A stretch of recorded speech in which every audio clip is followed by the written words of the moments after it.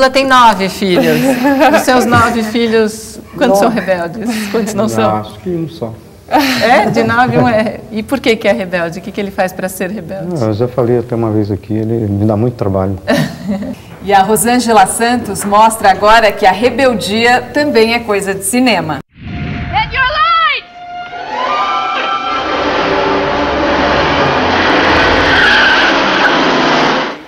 O jornalista Francesco Ballerini, crítico de cinema e coordenador da Academia Internacional de Cinema, é o nosso guia por esse passeio pelos clássicos que retratam a rebeldia na telona.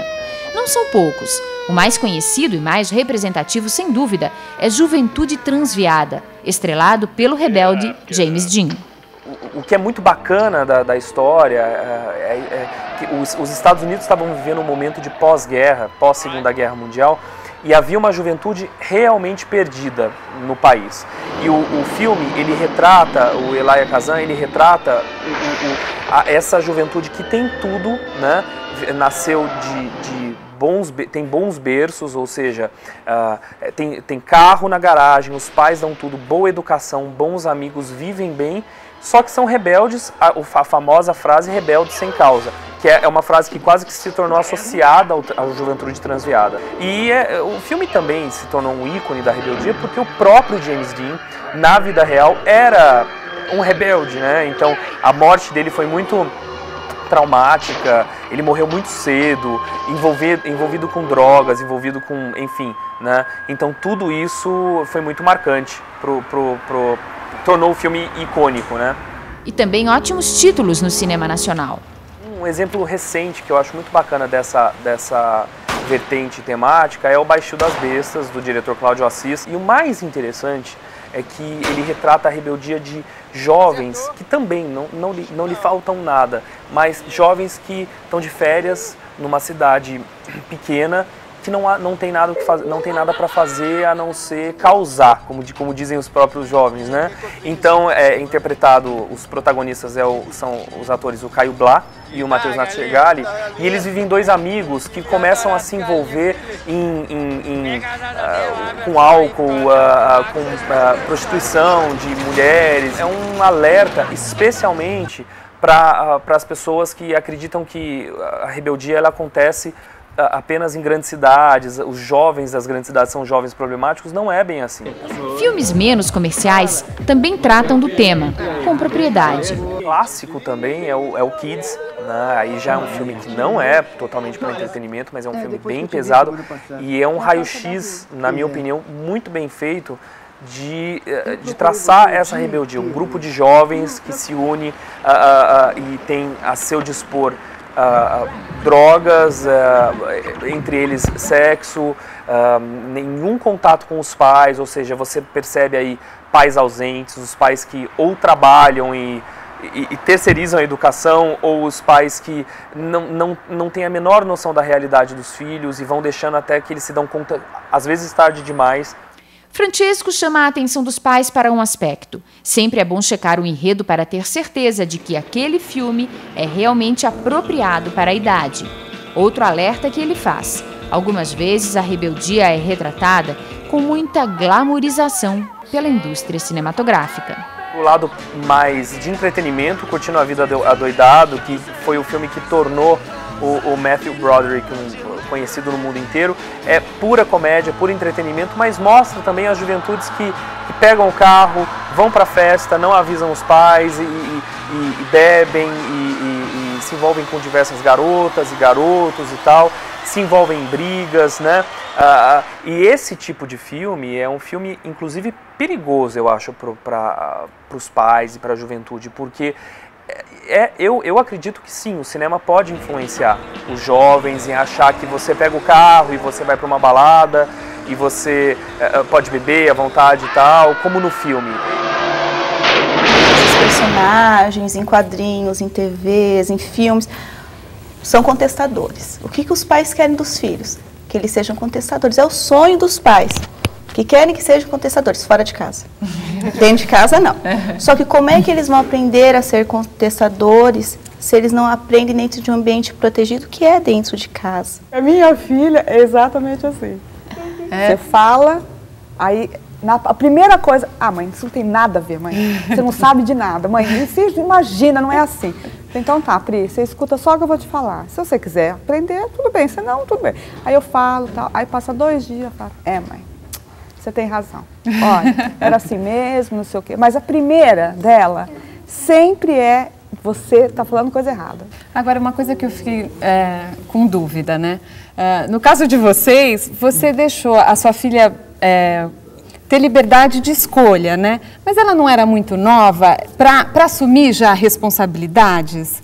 Porque às vezes eu fico pensando, o pai tem que impor regras mesmo na adolescência, tem que ir lá exigir que o filho cumpra ou não? Ele tem que deixar ele caminhar com as próprias pernas e se errar, ele vai aprender com isso? Então, desde cedo, essa construção não é feita da noite para o dia. Virou adolescente, agora tem que ser assim. É uma construção, é desde pequenininho. Então, desde pequenininho você tem que construir a autonomia da criança, dar liberdade para ela fazer e errar, como a Ana Paula falou, dentro de casa. A criança ir experimentando dentro da própria casa o erro e o acerto. Ter a mãe e o pai sempre um passo atrás, porque ninguém anda se você ficar grudado. Você tem que ficar um passo atrás da criança para ela poder andar, não é isso? A Lourdes disse que o filho parou de estudar.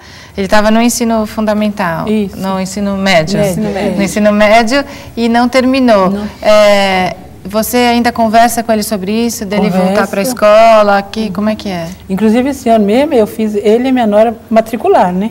Só que os dois abandonaram a escola mesmo assim. Você arrumou mais uma filha, então, Foi, aqui. Ela tem quantos anos? 19. E a nora é rebelde também? Sabe, Maria, eu vou explicar uma coisa, também tem um outro detalhe. Porque assim, no caso do filho dela, seria importante ele terminar, não, o ensino médio? Como é importante na hora que ele sentir falta.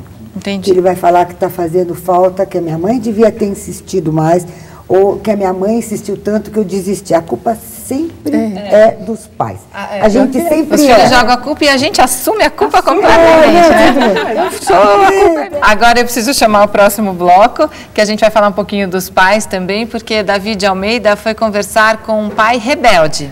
O Papo de Mãe volta já. Aqui na TV Brasil tem programação de qualidade. Mariana e Roberta, eu tô aqui com a Neves e quando eu perguntei pra ela se ela foi rebelde quando era mais nova, ela não falou nada, ela só começou a rir. Vamos ver o que ela fala agora. Neves, você era rebelde quando você era mais nova? Eu acho que sim. Por quê? Por quê? Subia em pé de árvore, comia manga lá em cima. A minha mãe falava, Nevinha, não vai. Eu tava lá. Gostava de tomar banho na chuva. Então, tudo isso eu acho que é rebeldia, né? E você tem filhos? Tenho. Meu filho é a mesma coisa, é teimoso, rebelde, terrível. E como é que faz para tratar essa rebeldia? Às vezes tem que fingir que nem vê, né? Porque senão você acaba batendo e não é legal estar batendo, né?